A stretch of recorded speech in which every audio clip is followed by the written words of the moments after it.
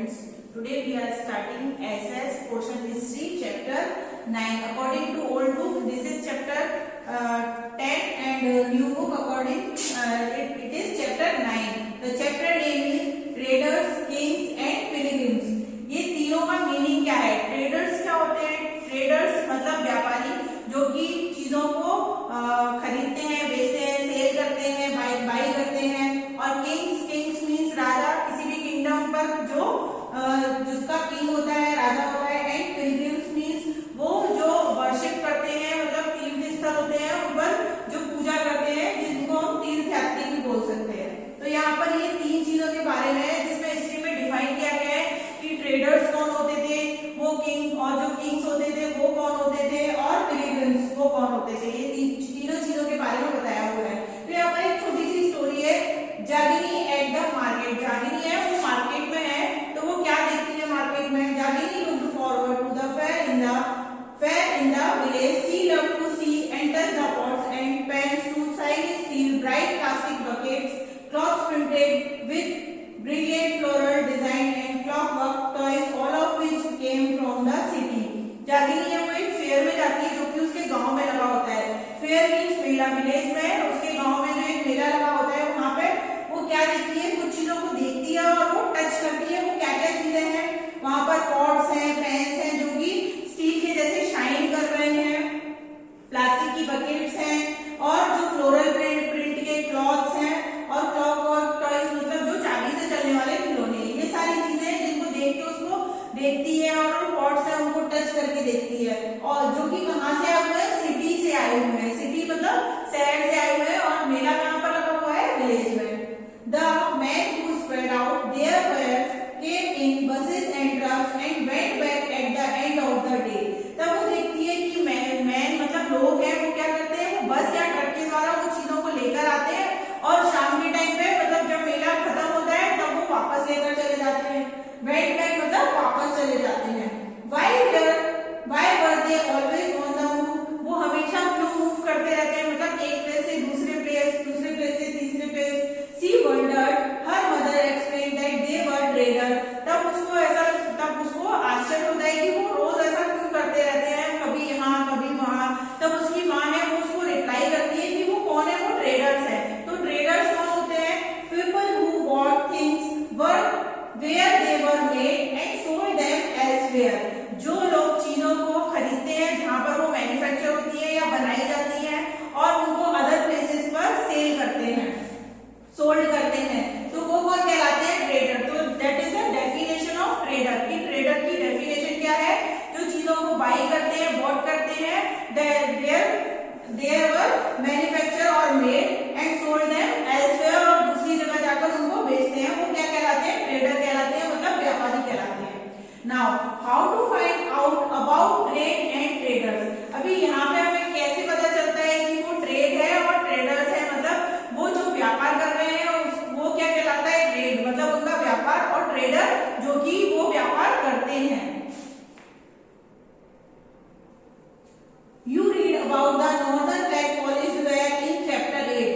According to old book it is chapter 8 और new book it is chapter 9, जो कि हमने लास्ट चैप्टर में पढ़ा था।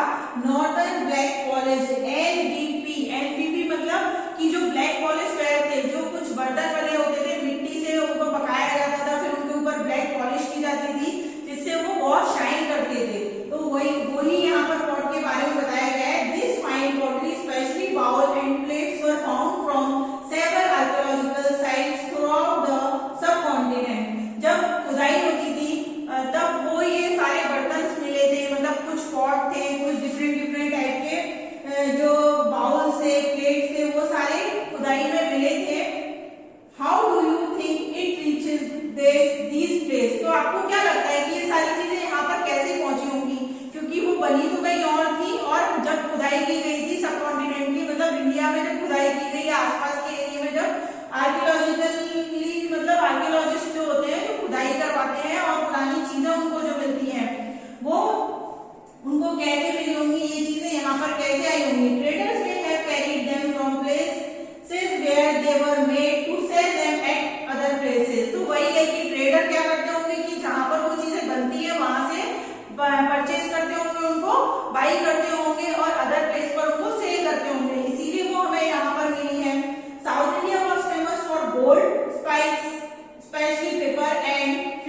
स्टोन। और जो साउथ इंडिया है वो कुछ चीजों के लिए फेमस है। वो कौन कौन सी चीजें हैं?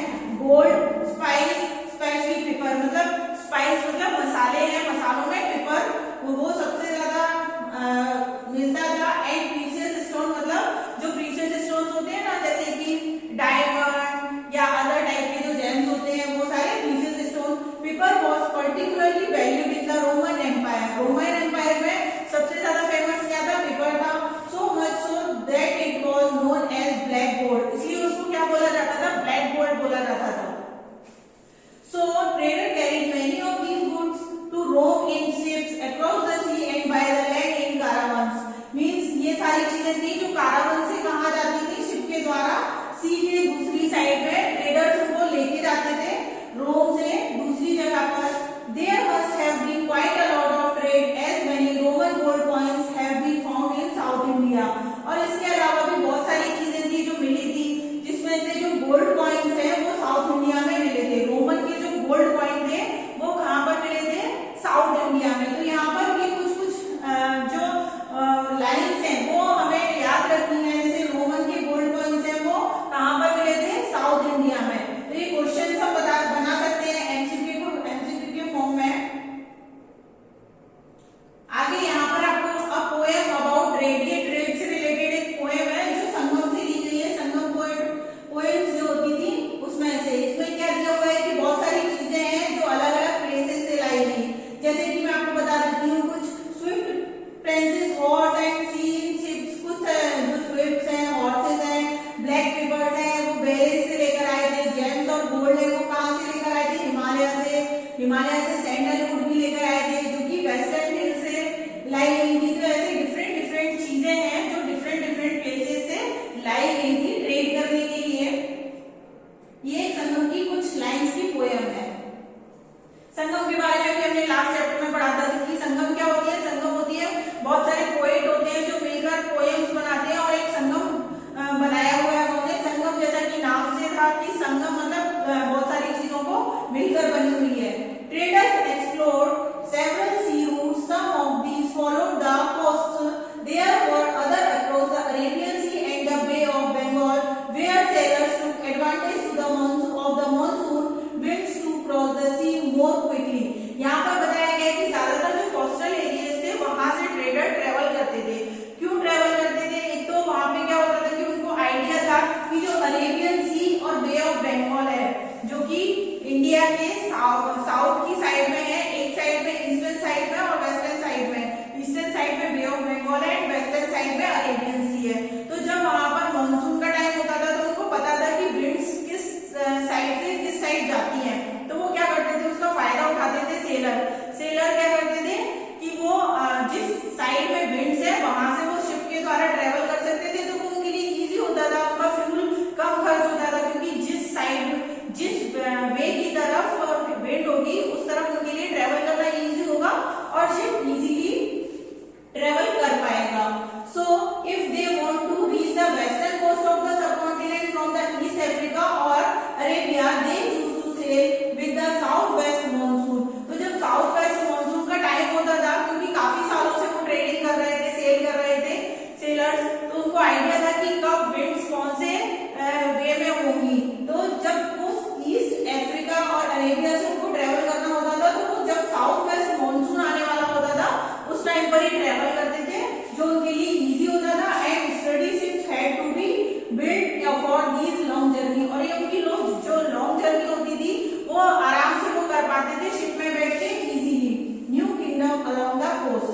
अब आगे बताया गया है कि जो कोस्ट एरिया है मीन्स समुद्र का जो किनारे वाला एरिया होता है वहां पर किंगडम है, मतलब वहां पर राज्य है, वो किसका है और कैसा है वो बताया हुआ है आगे।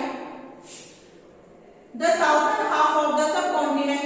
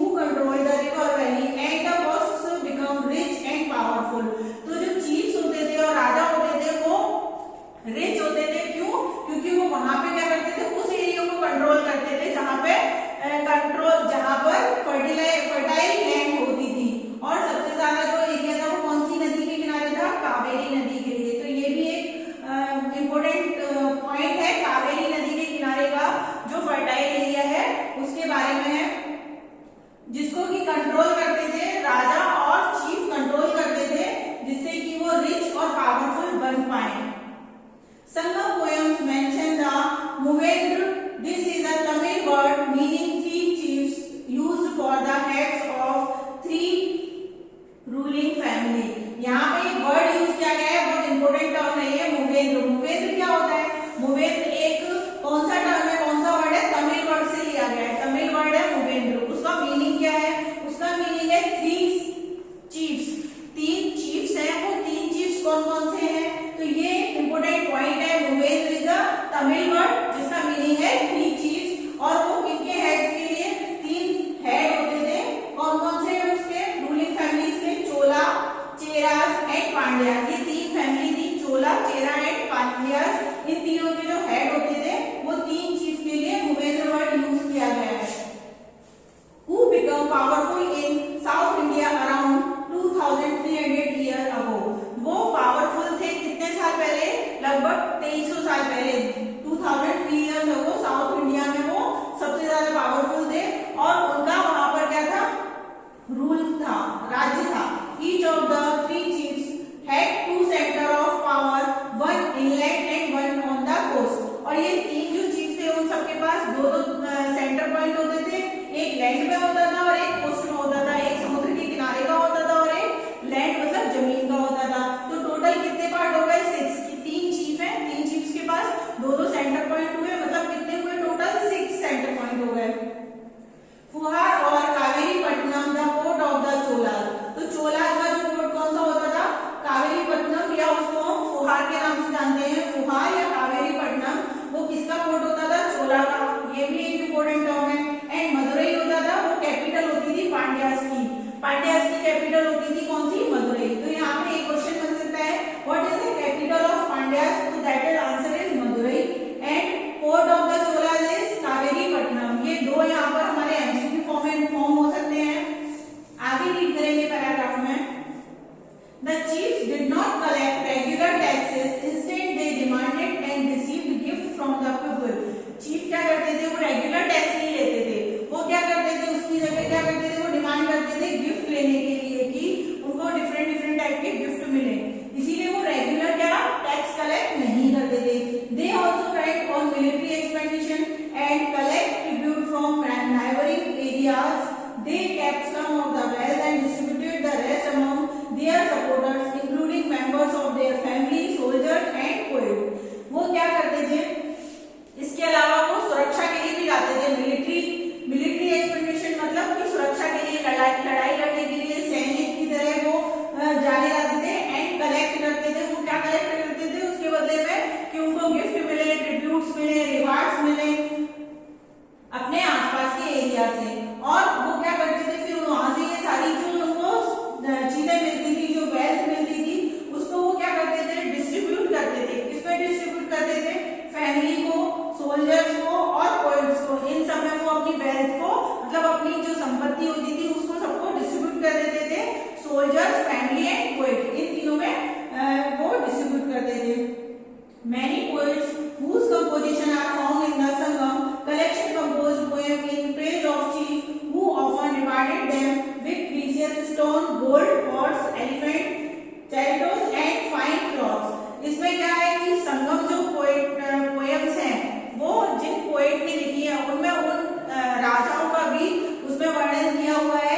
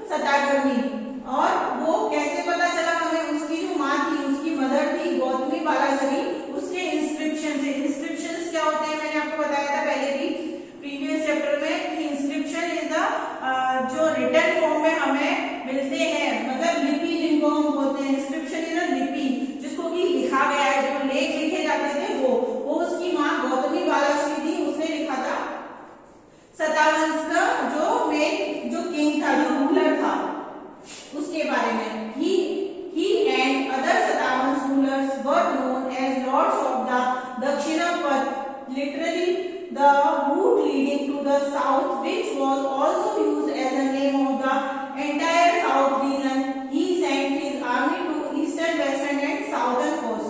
जो ये सारा जो उनको लिखा हुआ मिला था, तो सतावंश के जो अदर रूलर हैं वो उनको लॉर्ड के जैसे बोलते हैं। लॉर्ड मतलब कि भगवान के जैसे। फिर उस जो एरिया था उसको क्या बोलते थे? दक्षिणापथ। जैसे कि नाम से पता चल रहा है, दक्षिणापथ मतलब दक्षिण की रास्ता, दक्षिण का रास्ता। दक्षिण मतलब साउथ। साउथ जो रूट है वो कि उसके नाम से हमें पता चल रहा है कि एंटायर साउदर्न रीजन, पूरा साउथ रीजन, पूरा दक्षिण का जो रीजन है वहां पर वो आर्मी भी भेजते थे, eastern, western and southern coast. यहाँ पर वो अपनी आर्मी भी भेजते थे। कौन कौन से एरिया में? Southern, western and eastern coast पर। यहाँ पर ये किंग के बारे में कंप्लीट होता है। आगे सिल्क रूट के बारे में दिया हुआ है, the story of the silk root, की सिल्क जो रूट है उसकी स्टोरी क्या है, मतलब जो सिल्क रूट बना उसकी स्टोरी क्या है कि कैसे बना और उसको सिल्क रूट क्यों कहते हैं। The rich glossy color of silk as well as its smooth texture make it a highly valued fabric in most society. जैसे कि हमने सुना भी होगा सिल्क के लिए कि सिल्क एक रिच मतलब एक अच्छा महंगा और एक क्लॉथ होता है जिसका भी बहुत स्मूथ टेक्सचर होता है, मतलब जो छूने में बहुत स्मूथ होता है और वो बहुत ही हाईली वैल्यूएबल मतलब बहुत महंगा फैब्रिक होता है हमारी सोसाइटी में, ज्यादातर सोसाइटी में। Making silk is a complicated process, और सिल्क को बनाना एक कॉम्प्लिकेटेड मतलब एक डिफिकल्ट प्रोसेस है, बहुत सारी प्रोसेस होती है, उसके बाद वो सिल्क बनता है। Raw silk has to be extract from the cocoons of silk worms, जो सिल्क वॉर्म्स है उनसे क्या मिलता है? रॉ सिल्क मिलता है, मतलब जिनको हम कोकून्स बोलते हैं, कोकून्स या सिल्क वॉर्म है उनसे क्या मिलता है? रॉ सिल्क मिलता है, सिल्क मिलता है। रॉ सिल्क मतलब कि पहले हमें रॉ सिल्क मिलता है, फिर उसके थ्रेड बनाए जाते हैं, तब जाके कोई उस पर क्लॉथ बनाया जाता है। उसमें आगे दिया हुआ है spun into thread and then woven into cloth, फिर उसके धागे बनाए जाते हैं, फिर उसके बाद उससे क्लॉथ बनाए जाते हैं।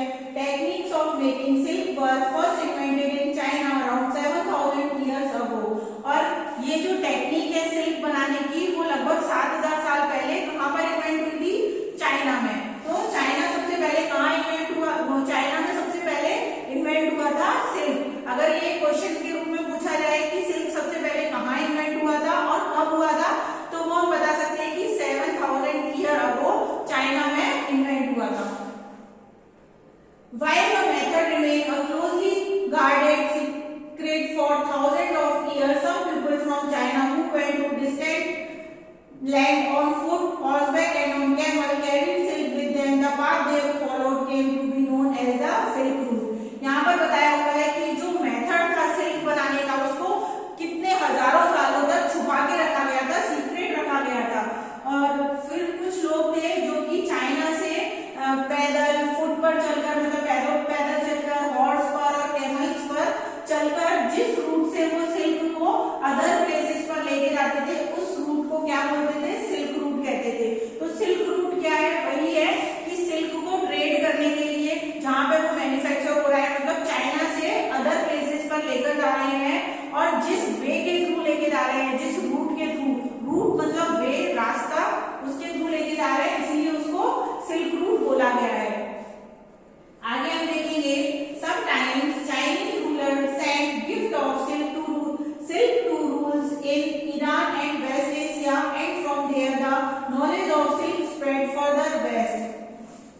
कभी-कभी क्या होता था कि जो चाइनीज रूलर होते थे वो सिल्क को गिफ्ट में देते थे, मतलब सिल्क की बनी हुई चीजें क्लॉथ्स वगैरह वो गिफ्ट में देते थे। किनको देते थे? जो ईरान और वेस्ट एशिया के जो रूलर होते थे, जो शासक होते थे, उनको गिफ्ट में देते थे। जिससे क्या हुआ कि सिल्क का स्प्रेड हुआ, मतलब लोगों को सिल्क के बारे में उनकी मतलब जानकारी बढ़ी, उनको नॉलेज मिली कि सिल्क भी कोई क्लॉथ होता है। अबाउट 2000 ईयर अगो, लगभग 2000 साल पहले, वियरिंग सिल्क बिकम द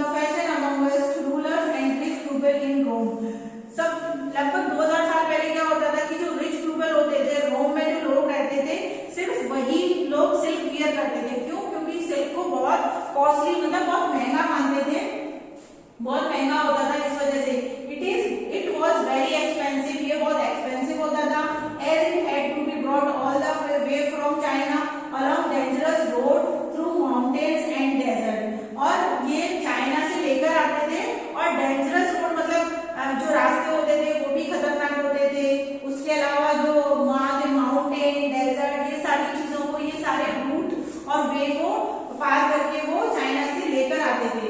इसीलिए जो रूलर्स होते थे या रिच पीपल होते थे वही सिल्क वियर करते थे। People living along the route often demanded payment for allowing trade to pass through। पर कुछ लोग होते थे वो क्या करते थे, ये जो रूट था, जो सिल्क रूट था, उस पर उसको पेमेंट की डिमांड करते थे कि आप अगर इस रास्ते से निकलोगे व्यापार करने के लिए तो उसके बदले में आपको कुछ पेमेंट देना पड़ेगा, जिसको हम टैक्स भी बोलते हैं। तो यहाँ पर वही दिया हुआ है, look at map 6 page number 76-77। तो यहाँ पर हम पेज नंबर नहीं देखेंगे, मैप 6 दिया हुआ है, तो पुरानी बुक और नई बुक के अकॉर्डिंग अलग अलग पेज नंबर्स हैं। तो वहां पर सिल्क रूट बनाया हुआ है, मैप दिया हुआ है चाइना से लेके सिल्क रूट का। Some kings tried to control large portion of the route। तो कुछ जो राजा थे वो ज्यादातर क्या करते थे, ज्यादा से ज्यादा एरिया को मतलब कैप्चर करने की कोशिश करते थे, जिससे क्या होगा कि जब ट्रेडर्स सिल्क को लेकर जाएंगे तो उनसे ज्यादा से ज्यादा टैक्स वसूल कर सके। This was because they could benefit from tax, जिससे उनको टैक्स का बेनिफिट हो, tributes and gifts that were bought by trader traveling along the route। इस रूट पर जो भी ट्रैवलर है, जो भी ट्रेडर है, वो जब भी यहाँ से निकलेगा तो उनको ज्यादा से ज्यादा टैक्स मिलेगा, उनको उसके बदले में जो गिफ्ट है वो मिलेगी, कुछ ना कुछ रिटर्न मिलेगा। In return, they often protected the trader who passed through their kingdom from attack by robbers। इसके बदले में वो क्या बोलते थे कि जब आप वापस आओगे तो हम आपको सुरक्षा देंगे, उनकी सेफ्टी रखते थे कि जो रॉबर्स है, जो चोर है या डाकू है, वो उन पर हमला ना करें और उनके साथ लूटपाट ना करें। इसके लिए वो क्या बोलते थे कि इसके बदले में हम आपको लौटते टाइम सेफ्टी प्रोवाइड करवाएंगे। The best known of the rulers who controlled the silk route were the Kushans. अभी यहाँ पर एक इम्पोर्टेंट वर्ड है कुशान्स। तो कुशान्स कौन था, सबसे पहला रूलर था जिसने सिल्क रूट पर रूल किया था, जिसने सबसे ज्यादा रूल किया था या कंट्रोल किया था। Who ruled over Central Asia and North West India around 2000 years ago। और लगभग 2000 साल पहले है, जब उसने क्या किया था, कुशान्स थे, उन्होंने सेंट्रल एशिया और नॉर्थ वेस्ट इंडिया यहाँ पर कंट्रोल किया था, जो सिल्क रूट में आते थे। There are two major centers of power were Peshawar and Mathura. इसके दो मेजर सेंटर पॉइंट होते थे, वो दोनों कौन से थे, मथुरा और एक पेशावर। तो यहाँ पर ये हमें लर्न करने वाली चीजें हैं, पेशावर एंड मथुरा दो मेजर सेंटर हैं। Takshashila was also included in their kingdom, और उनके राज्य में तक्षशिला भी आता था। Takshashila is also name of the place। तो ये पॉइंट्स हैं कुछ, पेशावर, मथुरा, तक्षशिला, जो कि मेन पॉइंट होते थे उनके किंगडम के। During their rule a branch of the silk route extend from Central Asia down to the sea port at the mouth of the river Indus, from where silk was shipped westward to the Roman Empire. तो Roman Empire से जिस root से silk जाती थी, वो silk route आगे कहाँ तक बढ़ गया, सेंट्रल एशिया से होते हुए सी पोर्ट और इंडस जो रिवर है वहां तक वो रूट बढ़ गया धीरे धीरे। मतलब चाइना से जो सिल्क रूट था वो धीरे धीरे बढ़ता गया और साउथ में और डीपली, जो कि उनके शिप के द्वारा रिवर इंडस तक जाते थे, वो ऐसे रोमन एम्पायर तक पहुंच गया। The Kushans were amongst the earliest ruler of the subcontinent to issue gold. और जो कुशान्स था वो सबसे पहला शासक बन गया, किस चीज के लिए, गोल्ड कॉइन के लिए, जिसने सबसे पहले गोल्ड कॉइन इशू किए। तो कुशान्स के लिए हम एक और वर्ड यूज कर सकते हैं कि एक एमसीक्यू के फॉर्म में बना सकते हैं कि सबसे पहले गोल्ड कॉइन्स थे वो किसने सबसे पहले लाए थे, तो that is Kushans. Answer is Kushans. These were used by trader along the silk route, जो कि सिल्क रूट के ट्रेडर्स के लिए बनाए गए थे गोल्ड कॉइन। यहाँ पे ये हमारा पार्ट 1 कंप्लीट होता है। पार्ट 2 में हम बुद्धिज्म के बारे में पढ़ेंगे कि जो सांची के स्तूप हैं उन पर कुछ स्कल्पचर्स हैं, स्कल्पचर्स मतलब पुरानी मूर्तियां हैं, उनके बारे